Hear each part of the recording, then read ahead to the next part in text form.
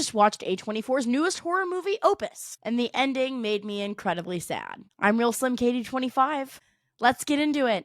Today I'm going to be talking theories and debunking the ending of this film, so if you care about spoilers and you haven't seen it, go ahead and save this to watch later and come back. Opus is a movie I've been looking forward to for a really long time. Iowa Jebri is like one of my biggest celebrity crushes, and even more than that, she's just somebody who I really admire as a writer and performer. I'd love to work with her one day. Honestly, I loved the trailer for this movie. Sorry, my cat is crinkling a box in the background. She just wants to be a part of it. Say hi, Zora. Shout out to my cat. But the trailers for this movie were incredibly vague and kind of gave like the general vibe, but not any really giving plot details. And I'm usually a huge fan of A24 horror. Hereditary is one of my all-time favorites. I loved Talk to Me, and Heretic was one of my favorite surprises from last year. I think maybe it's a product of the time that it's coming out that this movie just didn't do it for me the same way that I was expecting it to. I recently, when I was on a plane, watched Blink twice, which is a similar vibe in that it's like exploring a cult. There's a lot of questions surrounding it. Don't worry, I hated how that movie ended too, but for a completely different reason. Comparisons of this movie to Midsommar, like yes, they're both about a cult, but I feel like they have very different overall aesthetics and tones. And it's not even the comparison that other cult movies have been coming out a lot recently.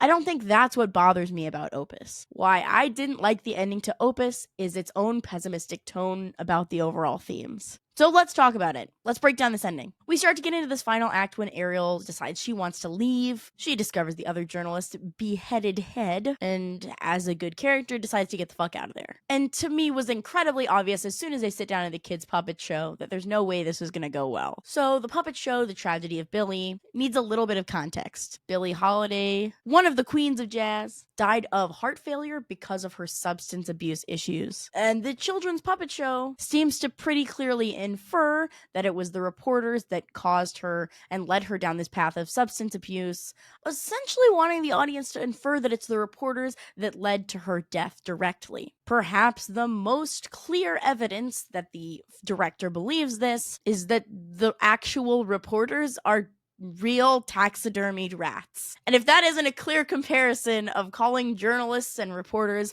fucking rats, I don't know how they could have made it clearer. So the whole puppet show sets up this idea that he's like fucking over it. And then Moretti goes on to this whole metaphor of Julius Caesar, all of this indirectly trying to tell the audience that he's gonna kill them, for sure gonna kill them, and making a statement of how much he fucking loathes them. But there's a lot more to this. Ariel comes to, and she's tied down to a chair, facing all of the levelists with glasses in hand. When she's in the chalet, she sees those bottles of cyanide. We're kind of meant to assume that they're about to go to a mass suicide. Kind of reference to Jonestown drinking the Kool-Aid. That's kind of what we're led to believe in that moment. Then her stylist, who came in for her fashioning earlier in the movie, gives her directions on how to get to those ATV bikes and get out of here. This whole sequence kind of ends anticlimactically, in my opinion. She gets to the bike, goes up to the barbed wire fence, she gets cuts on her hands, which mirrors all of the cuts on the levelists, so kind of leads you to question whether all of those cuts were from all the oyster shucking or from trying to escape or both, and she incapacitates the diehard Moretti fan to steal his vehicle and ultimately escape for her life. Now, we kind of live in this world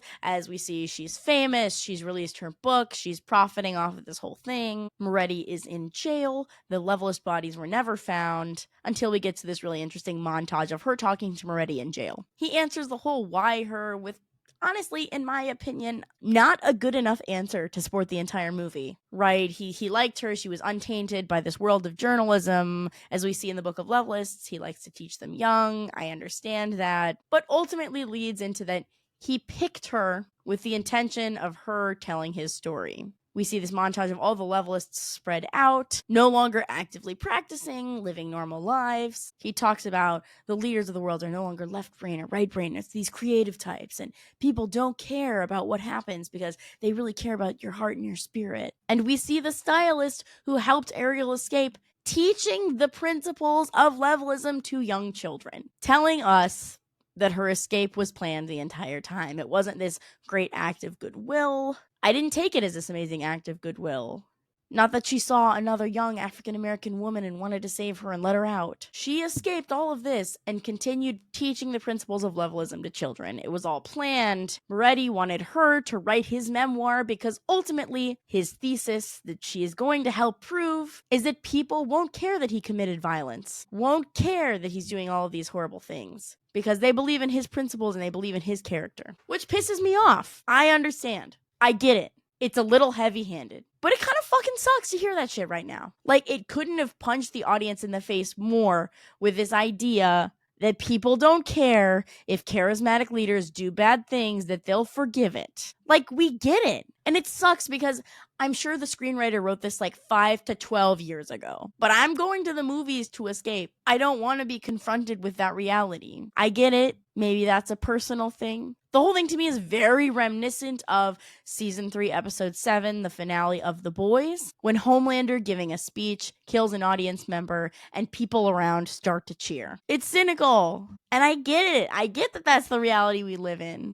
But I don't want to think about that right now. It's super interesting too because a couple weeks ago, Damien Leone on Twitter did a whole fuss of calling horror like an apolitical genre. Which is fucking stupid, actually, if you know anything about the history of the genre. It's an incredibly political genre, and it always has been, and this film is no exception. I did think there were some interesting moments in the movie. I think it was a compelling watch, and I enjoyed myself while I was watching it for the most part, but it was generally a slow burn movie with no fucking payoff. And it pissed me off. It did. And maybe that's the point, right? Recently, I just read an amazing novel, Yellowface by R.F. Kuang, and without spoilers, left me feeling very similar tonally. Book was incredibly well written, incredibly compelling, but I fucking hated that the main character still felt like they had power. I don't like seeing bad people win. Doesn't mean that that's what made it bad, but I do think there's way better examples like Yellowface where you can see bad people in power, having good endings, where it doesn't piss me off the way that this movie did. John Malkovich gave a really great, compelling performance, but aside from that, this movie was fairly forgettable. Anyways, what did you guys think of this movie?